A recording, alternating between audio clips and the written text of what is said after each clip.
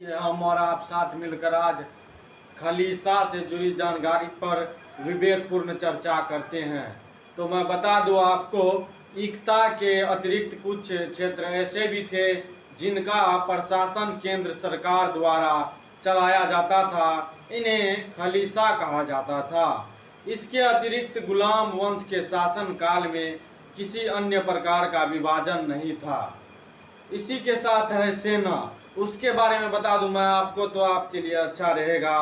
तो सेना सुल्तान की स्थिरता का मूल आधार थी और सुल्तान की अपनी अंगरक्षकों की सेना थी जिनका प्रधान था सर ए जानदार। सुल्तान मुख्यतः इख्तेदारों की सेना पर निर्भर करता था। सेनापति को अरीज ए मामलिक कहा जाता था।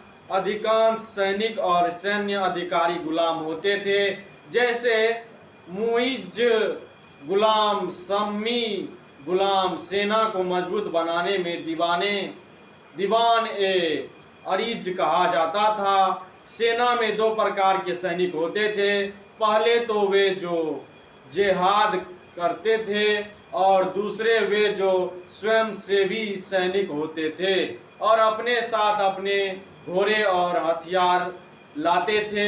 सुल्तान सर्वोच्च सेनापति होता था। बलबन के समय तक अस्थाई सेना की व्यवस्था नहीं थी। बलबन ने प्रथम बार एक अस्थाई सेना संगठित की।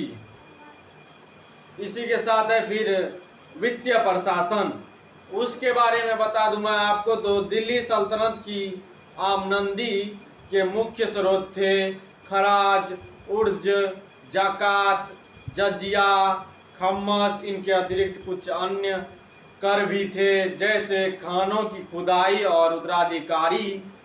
इन संपत्ति की आमदनी पर कर, सीमा शुल्क, आबकर और आदि इन स्रोतों से राज्य को भारी मात्रा में धन प्राप्त होता था और सुल्तान को सर्वाधिक धन युद्ध में की गई लूटपाट से प्राप्त होता था।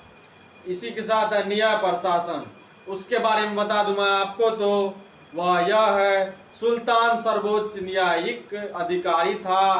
धार्मिक झगड़ों के निर्णय में वह मुख्य सद्र और मुफ्ती की सहायता लेता था और अन्य मामलों में काजी की सुल्तान के बाद मुख्य न्यायिक अधिकारी मुख्य काजी था, जिसकी नियुक्ति सुल्तान द्वारा की जाती थी। मिनहज उस सिराज और काफी लंबे समय तक इस पद पर रहा। मुख्य काजी को सद ए जहान कहा जाता था। दाद ए बक और अमीर ए दाद अन्य न्यायिक अधिकारी थे। ग्रामों में पंचायत और शहरों में कोतवाल भी न्यायिक भूमिका निभाते थे।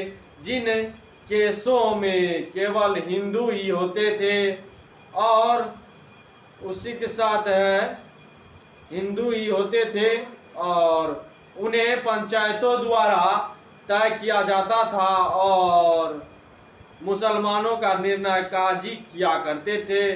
दंड काफी कठोर होते थे। इसी के साथ है खिलजी साम्राज्य, उसके बारे में बता दूं आपको। तो उदय एवं विस्तार से जुड़ा हुआ है और खिलजी साम्राज्य की स्थापना जलालुद्दीन खिलजी